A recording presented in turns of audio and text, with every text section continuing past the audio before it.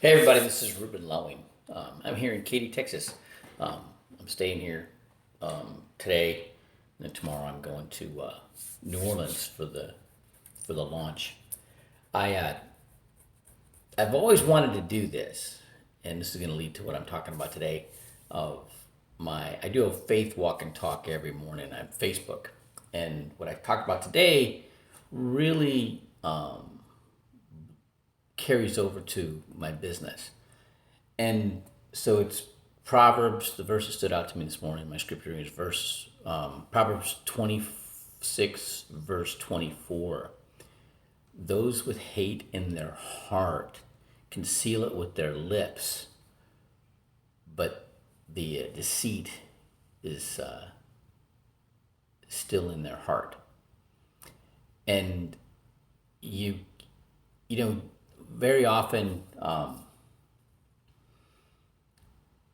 people can put up a front. People can come across very congenial and cordial and friendly and smiling, right? But who they, but who are they for real, right? And that comes, people are checking you all the time to see which one you really are, right? I'm used to that here in the Rio Grande Valley because they check you all the time. It's continuous. They'll come at you with this very inappropriate, off color sense of humor to see how you're going to see if you're critical of them. They're very sensitive to that. The and I just I've heard it all before. So I just kind of shake my head and smile, and and they okay, he's not judging me. And that's a big deal. That's a huge deal. Okay, and there's people that they that first impression, and they're smiling and happy, and then they think they get to know you a little bit, and then you see who they really are, and they get curt, and they give you that scowl, and I'm like, you know I can take it, right? But I don't like it. I don't like it at all. You don't want to ever see me get that way. Okay, I'd much rather be happy. Tell you what though, when somebody lets you know that they really care about you, and since it's not just about them, they want you to succeed. It'll cause you to do some things quicker in correcting your habits than getting harsh and scolding with them will. Okay, um, I had a track coach, Rick Swanson, and this guy had a huge impact on my life. He had a class called Sports Literature. I'm like, Doc, this is great. I can read Sports Illustrated and get a grade. I do that anyways. Well, it was more than that. We learned about the pipeline to the Olympics, and that's why I found if you're in the military, if you're good enough in a sport, that could be your job. And learn about sports psychology and visualization. It was huge, huge in that class, right? But this guy was also my track coach, and he was very. He never yelled at anybody, never. Oh, but if you weren't acting right, he wouldn't talk to you. He'd put the shun on you. Oh, I hated that. Way worse than some. And when I got to the SEAL teams, oh, that was common. That was real common. They use that as there's all kinds of tactics that are used in the SEAL teams. You know, at the platoon level.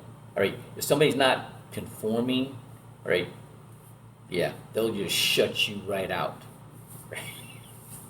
And that's not a good feeling, right? And it gets people to conform. Okay, so you got to really care about people in our business, okay? And if you don't, you're not going to make any money, okay? Because people pick up on that like right now, okay? So what I'm working on is really hearing them, really getting an understanding of what this person is wanting in their life, and and you know what we offer, how maybe what we offer can solve that. Okay, because a lot of times they're thinking money. I mean, I just got done listening to an interview where, like, you can make all the money in the world, and if you don't have it, your heart right, you're still not going to be happy. Okay, you've got to um, you've got to be grateful.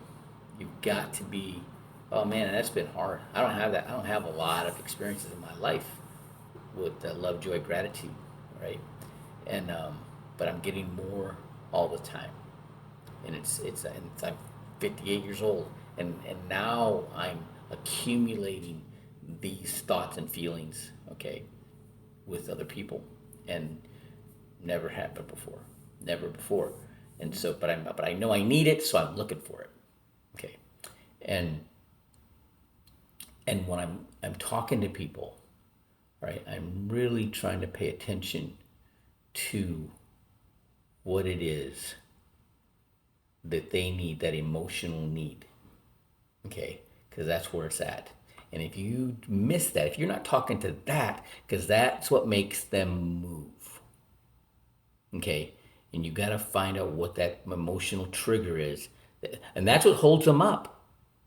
That's what holds them up. There's something, people don't want to be judged at all, ever, never. Okay. When you start talking about having to take a test, right? Or even people that they they don't want to be taught, criticized. People hate being criticized, right? Hey man, sometimes you got to take a little criticism to grow. I hate it. I hate it, but I know I know when the truth's being spoken to me. All right, and sometimes I don't like it, but I know I got to make an adjustment. All right, all right, that's what I'm trying to do. Okay, I'm really trying to make that connection, and with that connection, try to get more progress, because you got to be a leader. And if you can't get people to follow you, can't get people to go to the events and come to the meetings and plug into the Zoom meetings, and you can be logical all you want, and people aren't going to still catch it. All right. I hope to see you at the launch.